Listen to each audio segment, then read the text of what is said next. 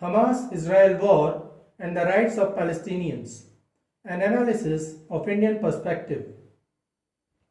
Hello and welcome to the discourse. On October 6, 2023, Palestine-based terrorist group Hamas launched thousands of missiles and seized villages near Gaza. Hamas fighters crossed out of Gaza, taking hostages and killing Israeli civilians.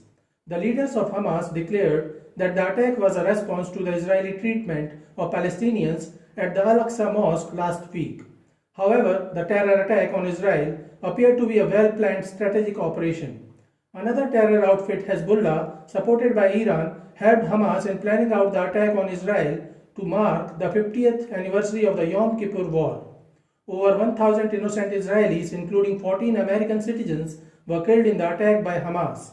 The terrorists of Hamas entered Israeli villages and cities, captured innocent people, killed them, or took hostages.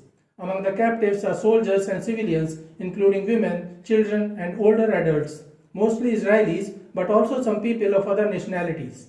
On Tuesday, Indian Prime Minister Narendra Modi immediately gave a responsible response in favor of Israel and criticized the terrorist attack by Hamas.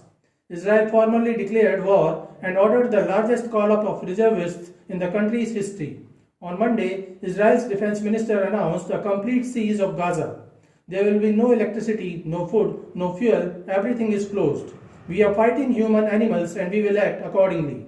Israel attacked Gaza and killed hundreds of Hamas terrorists and hundreds of innocent Palestinians who have nothing to do with Hamas. Nothing can justify the inhuman attack on Israel, but there is nothing that can justify the innocent butchering of already depleted people of Palestine too. Israeli airstrikes couldn't distinguish between Hamas terrorists and the innocent people of Palestine. On Monday, a Hamas spokesman threatened to broadcast the execution of an Israeli hostage for every unannounced strike, saying, "The enemy does not understand the language of humanity and morals, so we will address him in the language he knows." On Thursday, Indian Ministry of External Affairs spokesperson Arindam Bagchi said that India believes in its long-standing support for the establishment of a sovereign, independent and viable state of Palestine.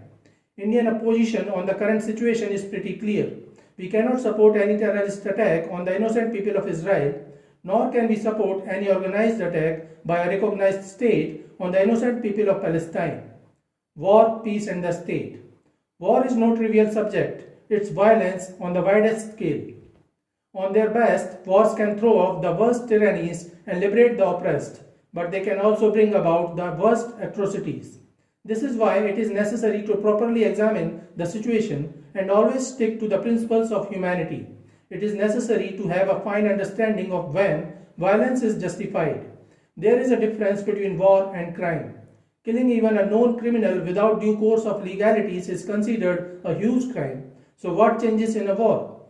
Murray and Rothbard wrote an essay titled War, Peace and the State, outlining that the difference between war and all other questions of crime and punishment is simply a matter of scale.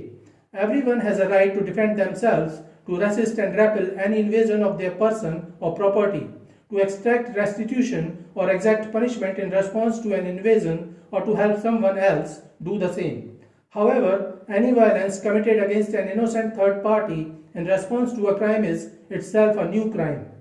Let us consider a hypothetical situation. Rahim attacks the farmland of Ram and tries to burn the crop. Ram has every right to defend his property, to repel Rahim and try to catch him. While doing so, if Ram kills Rahim, even that would be justified because Ram certainly has the right to self-defense. However, let's assume Rahim succeeds in burning the crop and then runs away and hides in a neighboring village. Outraged, Ram decides to complain against him and offers enough proof to the security agency against Rahim. Now, the security agency must capture and punish Rahim. But neither Ram nor the security agency has any right to repel Rahim by bombing the neighboring village and murdering innocent people, or to catch him by spraying machine gun fire into an innocent crowd. The fact that wars are often fought between groups does not change the fact that attacking innocent people is a crime. Israel declared all Palestinians living in Gaza as human animals and blocked electricity, food, water, fuel, and supplies of other necessities. Is it justified? No, it is not justified to punish innocent people for the crime of Hamas. It is against morality.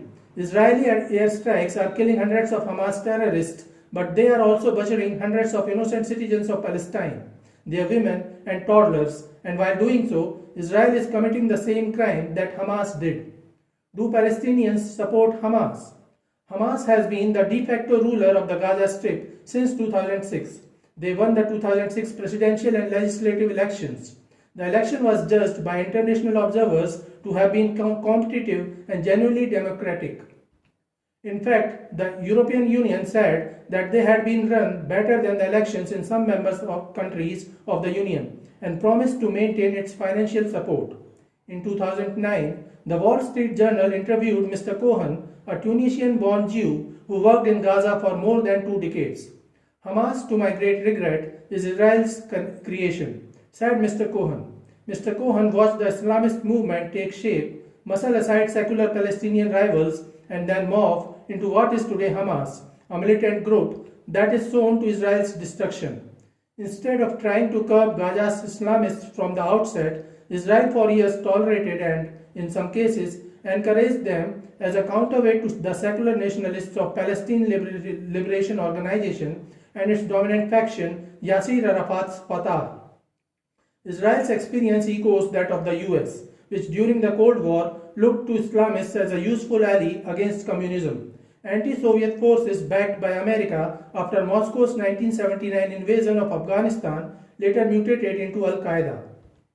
Now when Israel understands that it cannot control Hamas, it is ready to kill innocent Palestinians who have nothing to gain from the war. Yes, Palestinians have a soft corner for the terrorists of Hamas. Most probably, they are friends or family members of the common man of Palestine. Killing someone's friends and family motivates them to fight back, not roll over and put down their weapons. When innocent Israelis were murdered by Hamas, Israel decided to go to war. Now when innocent Palestinians are being killed by Israel airstrikes, it won't weaken Hamas, rather it will embolden them. The innocent and mostly secular common Palestinians too, out of grief and loss, will start supporting Hamas.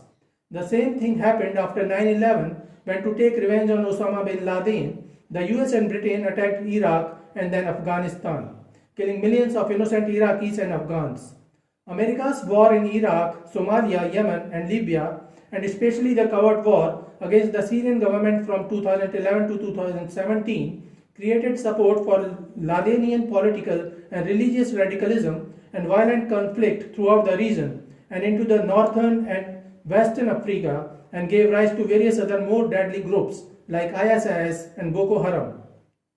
The same thing happened with Pakistan. In the garb of fighting the war against terror, the Pakistani army harassed and murdered thousands of Afghanis in Afghanistan. Now when America and British troops are out of Afghanistan and Taliban rules again, Afghanis have a bitter memory of Pakistan and they consider Pakistan an enemy state. Outfits like TTP continue to kill innocent people in Pakistan. Killing innocent people in the name of war never brings any good. When the Indian government under Rajiv Gandhi sent the Indian army to Sri Lanka to fight LTTE terrorists, the Indian army did certain atrocities against innocent civilians, and that became the cause of revenge of LTTE against Rajiv Gandhi. Israeli Prime Minister Netanyahu termed Hamas as human animals, but along with those animals, Israeli forces are killing innocent Palestinian humans too. It will bring no good to anybody, but will strengthen the regime of terror and immorality. Indian government rightly put forth its views by supporting Israelis in their time of need, but also standing for the rights of innocent Palestinians as a sovereign nation. So this is it for today. We will continue to discuss the ethics of liberty. Please stay connected with the discourse. Thanks and regards.